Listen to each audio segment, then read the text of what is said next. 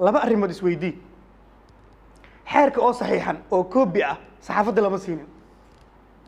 bulshada Soomaaliyeed looma soo bandhigin wariyaashii meesha tagan waxaa la yidhi waa laydinka soo daba diri doonaa waa kow walaalow xeerka muqud bisirac maxaa loo qarsanaya waa qodobka labaad oo meesha ku jira waxay tahay waan rabaa in ay isweydiisid madaxweynaha waxaa xogta aan ku haynaa inuu saxiixay 30kii bishii July waa 30kii bishii 7 maalinta wasaaradda warfaafinta ay xafladda qudbasirada ah u qabanaysana waxay ahayd 26 bisha August almost ama ku dhawaad hal bil kadib markuu madaxweynaha saxiixay maxaa la qarinayaa oo meesha ku jira oo la rabaa in la maartay si mugdi lagu marsiiyo su'aashaas markaad isweydiinayso labada su'aal waxaad ka fikirtaa xaaladda dalka oo hadda ku jiro oo ah marxalad la yiraahdo marxalad kala guurka ee doorashooyin la aaday ee la rabo warbaahinta Soomaaliyeed iyo suxufiyiintu inay helaan access ama gaaris ay gaaraan dhammaan goobaha wararka ku jiraan oo kamid tahay goobaha doorashooyin ka dhacayaan waxaan awal walaac ka qabnay sida ay u shaqeeyaan xarumaha dawladda oo xayiraad la saaray wariyaashii oo baarlamaankii loo diiday oo madaxtooyadii aad ogtahay wariyaashu inay tagi karin oo geli karin oo warar ka soo qaadi karin oo aad ogtahay wariyaashu inaysan wareysan karin wasiirada oo aad ogtahay wariyaashu inaysan su'aalo ka keeni karin musuqmaasuqa dhacaya ee hantida dadka dadweynaha Soomaaliyeed la boobay ee aad ogtahay wariyaashu inaysan su'aal ka keeni karin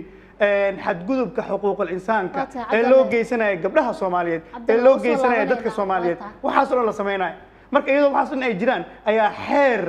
xeer ku sheeg aniga aan u aqaano oo ma aragtaa ah xadgudub iyo khatar gelin nolosha iyo badqabka suxufiyiinta ayaa la keenay waata Cabdal waa u soo laabaneynaa xaaladaha wadanka ku jira iyo waxyaalaha soo idil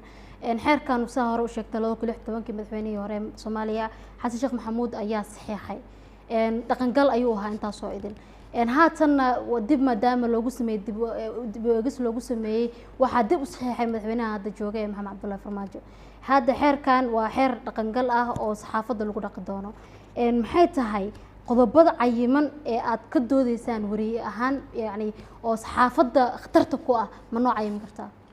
horta aan ka saxo dhaqangal ma aha dhaqangal wuxuu noqonayaa marka dadka lagu dhaqi doono xeerkan ay aqbalaan oo ay damcaan inay ku dhaqmaan annagu ma aqbalin suxufiyiinta nahay gaar ahaan ururka suxufiyiinta Soomaaliyeed SJS iyo dalladda ay ku midaysan yihiin warbaahinta Soomaaliyeed ee madaxa bannaan ee la yiraahdo Soma ma aqbalsana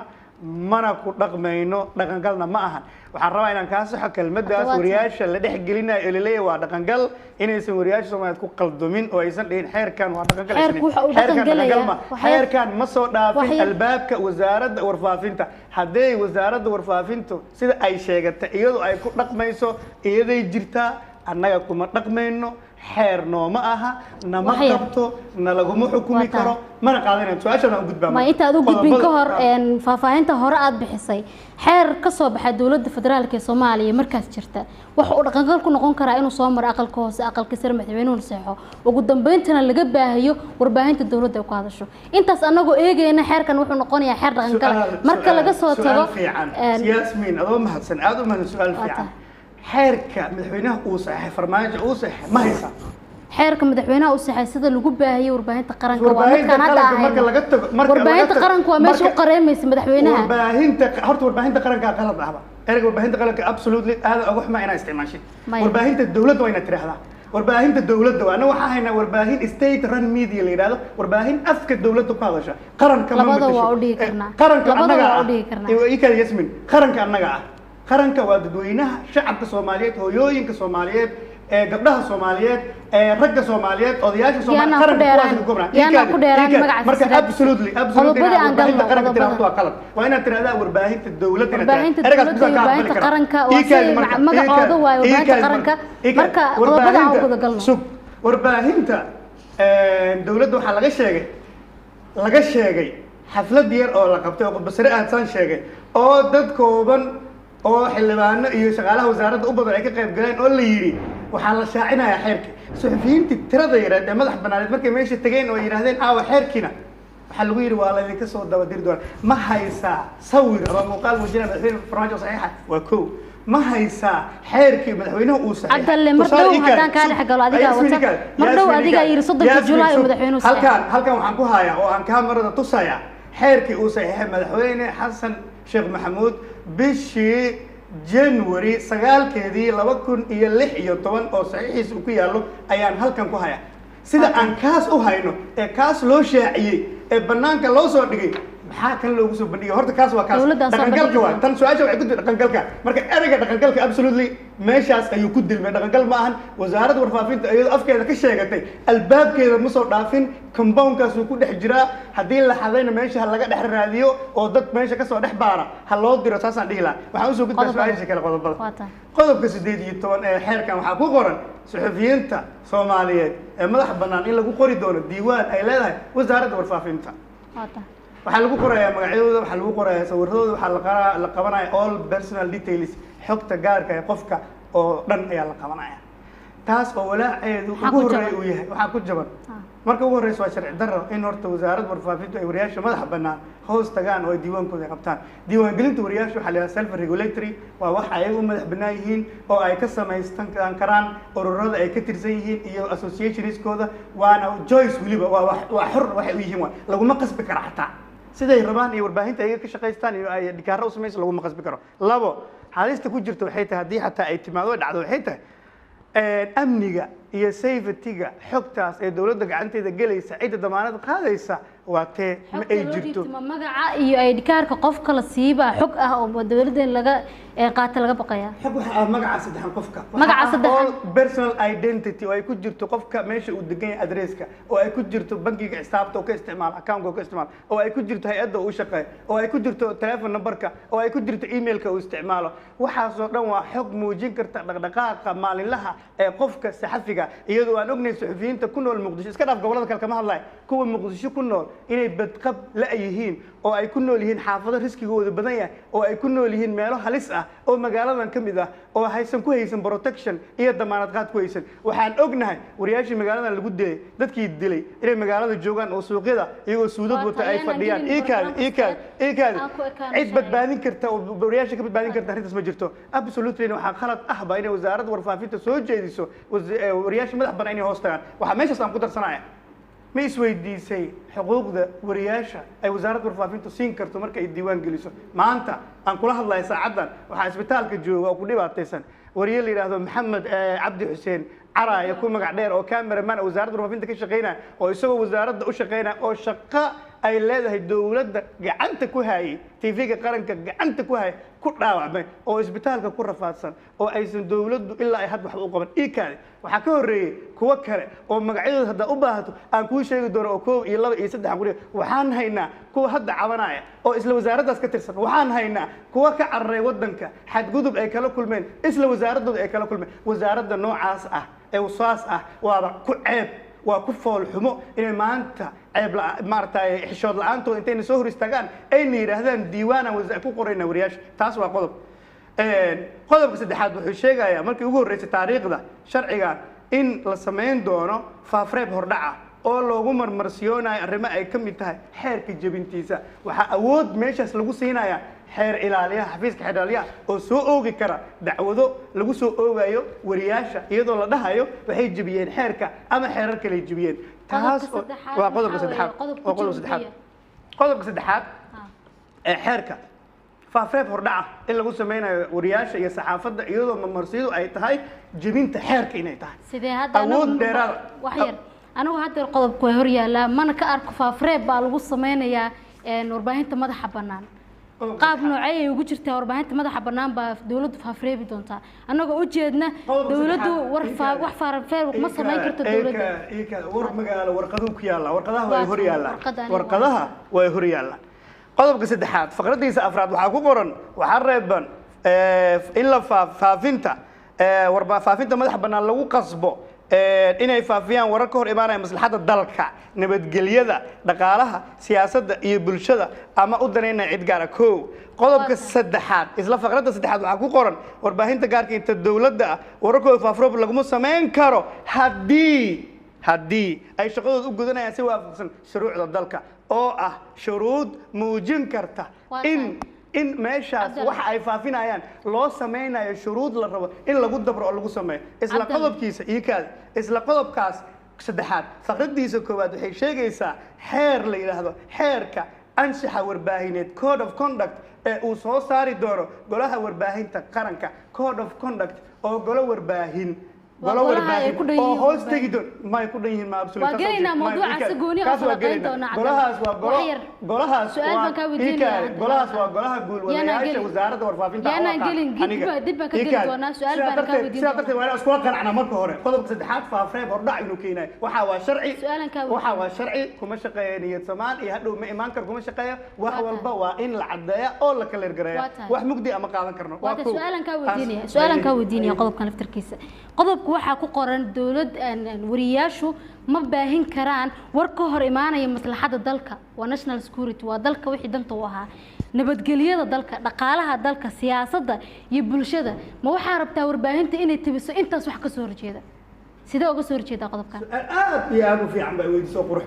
badan maslaxada dalka amniga qaranka maxaa la yidhahdaa amniga qaranku xalla wax walba oo waa sharciga kuma fasirna laakiin amniga qaranku qof walba waxa uu yaqaanaa danta wax maslaxada u ah ma isweydiisay sababta loo fasiri waayo sharciga loogu fasiri waayo ee loo hoosgelinayo maslaxada dalka wariyo walba uu ogyahay hordhaca sharciga waxaa haysaa in la fasiray qodobada tusaalaha warbaahin maxay tahay wuu fasiraya maslaxada dalka mufasiraad bay kaaga baahan tahay Cabdulle fasiraadan u baahanahay wax kasta waa maslaxada dalka mufasiraad bay uga baahan tahay wariyo academic ah oo warjeedinaya waxaan rabaa national security amniga qaranka waxa uu yahay amniga qaranka waa wax walba aan khatar gelinaynin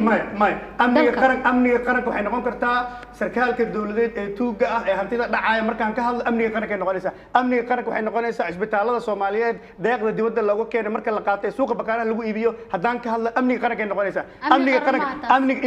amniga qaranka waxay noqonaysaa haddaan ka hadlo sideedii dhalinyarada dhaqaatiirta ee wax baratay ee golole sug Yasmin sideedda dhaqtar ee Soomaaliyeed ee dhalinyarada ahaa ee aqoonta wanaagsan sameeyay ee caafimaadka ka shaqeynaya ee lagu dilay tuulada golole ee ka tirsan Shabeellaha Dhexe haddii aan ka warramo warbaahinteeda ka warranto amniga qaranka wax ku taal dhigi kara wax cid waa loo fasiri karaa maya laakiin amniga qaranka wax walba khatar gelinaya wadanka annagu waxa ay hor yaala talooyin sharci ah oo aan kala tashanay qareenada oo aan sameynay markii xeerkan uu soo baxay waana u sheegnay walaac aan ka qabno cid kasta oo arrinta aragtayna way nala qabto Yasmin waxay tahay arrimaha niyad wanaag meeshaan ma yaalaan meeshaan waxaa taala waxay tahay wax kasta waa in inta la cadeeya la qeexaa wax la isla ogyahay la sameeya haddii Soomaalidu ay rabteen iyo wanaag ku wada shaqeyso federaal ma aysan samaysateen inay Soomaalidu iyadoo kala tagtay oo is aaminaynin oo aan wax kala qoranno ay ku ballantay federaal sharci la yiraahdo ay samaysatay sharcigaana wuxuu noqon doonaa xeer lagu dhaqi doonaa wariyaasha iyo warbaahinta Soomaaliyeed mustaqbalka fog ayuu noqon doonaa wax kasta oo lagu qoraayana waa in inta la cadeeya hadhow aysan tuhun imaan karin oo si kale aan loo jeedin karin qodobka kale aan u galno marka qodobka ku xiga u gudbin hadda laba qodob baa hayaa tiri waa labadaas qodob waa qodobada aan ku dhaliilsanaa sharciga qodobka afraad wuxuu sheegayaa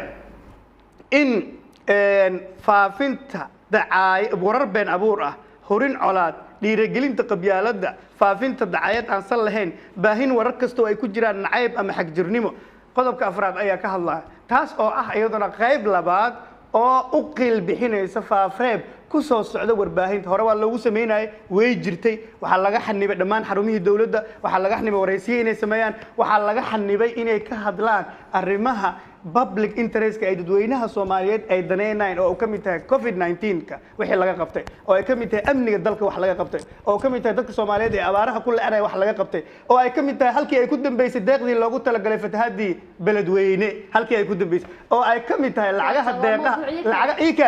deeqaha ee dalkan soo gala warbaahintu ma baari karto maxay u baari karin cabsi ay ka baqayso haday baaritaan sameeyaan in la dabagalay oo la dhibaataysanay waxaan ogahay oo aan la socda wariyaha warbixinta ka sameeyay stadium Muqdisho ka sameeyay in loogu tagay xaruntiisa la handaday oo dalka uu ka cararaan ogahay waxa soo dhan iyadoo ay dhacayaan ayaa qodob afraad oo faafreeb u qil bixinayo ayaa haddana meeshii lagu soo daray iyadoo la rabo taas oo kale inaysan dhicin waxaan ogahay warbaahinta inaysan ilaa hadda baari karin arrinta gololay ka dhacday oo taagan ilaa maanta oo 8 ruux oo muwaadiniinta Soomaaliyeed ay maanta u muutan yihiin إيكاد مركا عن سيسو على قضب كشنار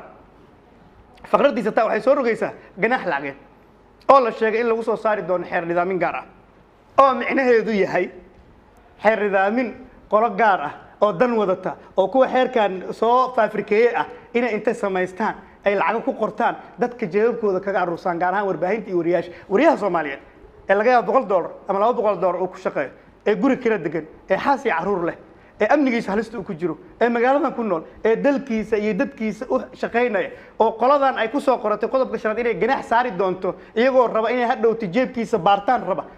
lama qodob la aqbali karo ma aha waa qodob weliba halis ku ah in saxafiga uu si niyad furnaan ah oo cabsi la'aan ah u shaqeeyo qodob hor istaagaya waa sharciga marka uu soo baxay maxay wariyaashii fikradooda dadka mucaaradka ay ahayd oo haddii aan kula kaftamo adigu aad ka mid ahayd keliya ay ugu dhaqdhaqaaqayaan sharcigan ma mucaaradka keliya u qaban doonaa oo muxaafidka u danayn doonaa xaggee wax iska qaban lahaayeen mise wariyaashaan midaysnayn su-aal fiican ay weydiisay waxaan rajaynayaa inaad jawaabteeda si fiican u dhegeysan doonto horta anu siyaasi maahi siyaasadna kuma jiro sida siyaasadda loo galana ma aqaan waxaan ahay qof saxafi ah oo mihnadiisa ku shaqaysta dareemay inuu badbaadi waayey dareemay khatarta inay gurigiisa ugu imaanayso dareemay markii la laayay saaxiibaday collegiski kuwii aan isugu dhoweyn dad ee aan saaxiibadayn wada shaqeeyayn markii la dhibaateeyey oo la laayay oo aniga nafteeda loo yimid dareemay in aniguna haddii saan ku aamuso aana badbaadi doonin waxaan kaa saxayaa wariyaashu uma qaybsana muxaafid iyo mucaarad wariye muxaafida ma jiro wariye mucaarad ma jiro laakiin waxay aragtidaasi ka timid ama ka dhalatay qolo mar walbaba dhibsata wararka xaqiiqada iyo runta ku salaysan ee warbaahinta Soomaaliyeed ay ka soo tabiso dalkan qaybihiisa kala duwan runta waa dawo mar allaala oo marka runta laga cararo waa mar kasta oo wadanka u godgalaayo oo mugdi u galaayo waa inaan runta laga cararo wariyaasha Soomaaliyeed waxay har iyo habeen every corner oo wadankan ka mid ah taagan yihiin si ay u soo tabiyaan xaqiiqada dhacaysa oo ay soo sheegaan qolada marka rabta inay waxaas hor istaagto oo aan la tabinin oo dadka dhagahooda iyo indhahooda iyo qulubtooda la awdo oo la xiro qoladaas marka waxay tiraahdaa wariyaashu waa qaybsan yihiin mucaarad iyo muxaafid wariye mucaarad ma jiro wariye muxaafidna ma jiro wariyaashu waxay ka shaqeeyaan inay ka hadlaan waxa dhacay waana shaqadooda taas waa shaqo kuma leeyin wax mucaarad ah shaqana kuma leeyin qolada muxaafida laakiin taas aan kaaga saxaya kaliya cidda qaylinaysana ma ahan qayb kamid saxaafadda ma wariyaasha Soomaaliyeed min gobol degmo ilaa tuulo caasimada ka bilow dal iyo dibad kuwa ku nool si isku mid ay sharcigan uga hadlayaan sababta uga hadlayaan maxay tahay waxay dareemayaan khatar ku soo fool leh berito oo qof kasta xaruntiisii iyo gurigiisii ugu imaan doonto oo u ololeynaysa in xarumihii ay ka shaqeynayeen ee mushaaraadka ay ka qaadayaan la xiri doono aan soo gabagabayno warbaahintu waxaad tiri way ka soo wada horjeedaa sharcigan waa kuma raacsana dawladda kuma raacsana oo akhirkii ansixisay haddii aan usoo laabano aan ka soo laaban wariyaasha mucaaradka iyo kuwa muxaafidka iyo waxyaalahaas oo idin oo aan wax caddeyn u haynin haddeer inay wariyaasha qaybna mucaarad yihiin qaybna muxaafid yihiin sharcigan waa sharci dhaqan galay adigoo ku hadlaya ururka aad u tahay xogayaha guud ma waxaad leedahay sharcigan oo intaas oo heer soo maray intaas oo saxiix soo maray nama qabto oo naguma dhaqi karo walaal Yasmin adoo aad u mahadsan oo aad ku ixtiraamaya aragtidaada iyo su'aashaada quruxda badan waxaan rabaa inaan mar kale kaa saxo sharciga uu dhaqan galay waxa dhaqan galay hadallada ay khudbadaha ah ee kooxda yare isugu tagtay wasaaradda warfaafinta jeediyeen miyaa dhaqan galay walaal ما هاي شرع صحيحا oo madaxweynuhu saxiixay oo banaanka yimid oo shaabadiis laakiin warbaahinta waxa leeyay madaxweynaha leedahay musaxiixo baabahisay oo wax walba boqolkiiba imisan ku kalsoonaan karnaa warbaahinta noocaas boqolkiiba waxaad ku kalsoonaan kartaa kaliya waxaan dhahaynaa hadda marka sug waxaan dhahaynaa waxay tahay sida warbaahinta dawladdu sheegtay madaxweynaha sharciga saxiixay xaflad arrintaas loogu dabaaldegayaan wasaaradda faafinta ka dhacdo sidaan ku sheegay xalfad iska qudbisana yaana ku laaban marka horta dhaqangal waa ka diidanay waxaan kaaga diidanay waxay tahay dhaqangal maaha ma dhaafsanaan ku dhahay hadalka sharcigan iyo waxa ku saabsan ma dhaafsanaan ku dhahay compoundka wasaaradda warfaafinta haddii la raadinayana saxaafadiina waxay ku martiqaadaa berrito inaad balbaxdaano wasaaradda albaabadeeda garaacdaan oo tiraa war sharciga ma haysa ayaan dhahdaan taas waa taas waxaan rabaa marka inaan fursadda uga faa'iidaysto Yasmin wadankan suxufiyiinta Soomaaliyeed laga bilaabo 92 ilaa maanta la dilay waxa diiwaanka ku qoran 69 suxufi in dalka lagu dilay cadeymahooda halkaan ay ku qorayeen sanadkii shanaad dalka wuxuu koow ka jira Soomaaliya koow kaga jirta wadamada aan la ciqaabin oo dadka suxufiyiinta dila ay iska joogaan aan la ciqaabin dowladda Soomaaliyeed mas'uuliyad weyn ka saarneed inay protection Waa amni tahay sababtoo ah soo dastuurka ka hadlaaya badqabka iyo damaanad qaabka amniga dadweynaha Soomaaliyeed ee muwaadiniinta oo suxufiyiinta ay ku jiraan Waa si gaar ah tahay suxufiyiinta waa su'aalaha magan koob, su'aasha mas'uuliyadaas ugu ma dambaysa qaadato dowladdu ma qaadato mas'uuliyadaas ma aysan qaadan waxay ku soo ordaysaa xeer ay rabto inay ku xakamayso ku caburiso ku kala dirto Su'aasha inta ugu yaro dambaysa jirta ku weydiinaya, maadaama barnaamijkan qaar aad kamida u kuwa la dilay qaar kamida suxufiyiinta la dilay waxaa dilay oo cadeymood haynaa dad dowladda ka tirsan dowladdu ma rabtaa oo ma ka garaabaysaa inay noo timaado oo nala fariisato oo Yasmin ayna tiraahdo war dadkii la dilay waa ka xunnaay qoysaskoodii magdhow aan u ogolnahay baaritaana sameeyna kuwii gacan ku dhiileeshan waa qabanayna maxkamadda geeyna dowladda fadhaysa waxay leedahay dowladda fiiri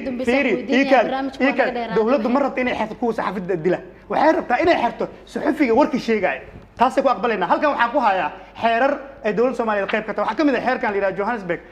principles oo sheegaya inay qalad tahay absolutely dowladaha Africa adduunka oo dhan gaar ahaan Africa Soomaaliya qayb ka tahay in ay u isticmaalaan xeerar iyo sharciyo arrimo ku saabsan amniga dartiis inay saxaafadda iyo aragtida xorta ku caburiyaan dowladda Soomaaliya mas'uuliyadda ka saaran inay arrinta joogto annaguna xeer kasta oo dowladda Soomaaliya ay saxiixdo waa haysanaa dastuurkana waa haysanaa haddii qodob dastuur kamid ah ku xadgudbaan oo saxaafadda lagu caburinayo waa diidada maxkamadahan tagayna waa hor istaagayna xeerarka adduunka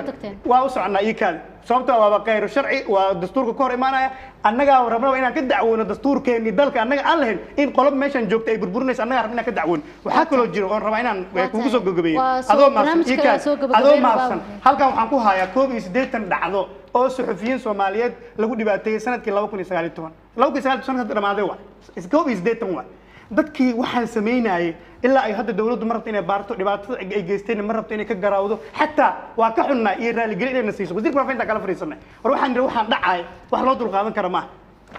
bal hataa ugu yaraan ka hadla fiiri sunnaha meesha ugu yar waxay tahay hataa markay dhibaato dhacdo inaad tiraahdo waa ku xumaa hataa inay ka hadlaan ma ogola qolada marka noocaas ah ayaa xeer intay noo keentay tiraahdo waa idin caburinaynaa waa idinku xukumaynaa waa idinku samaynayna ganaxna waa bixinaysaa kama aqbali karno runtaa fiican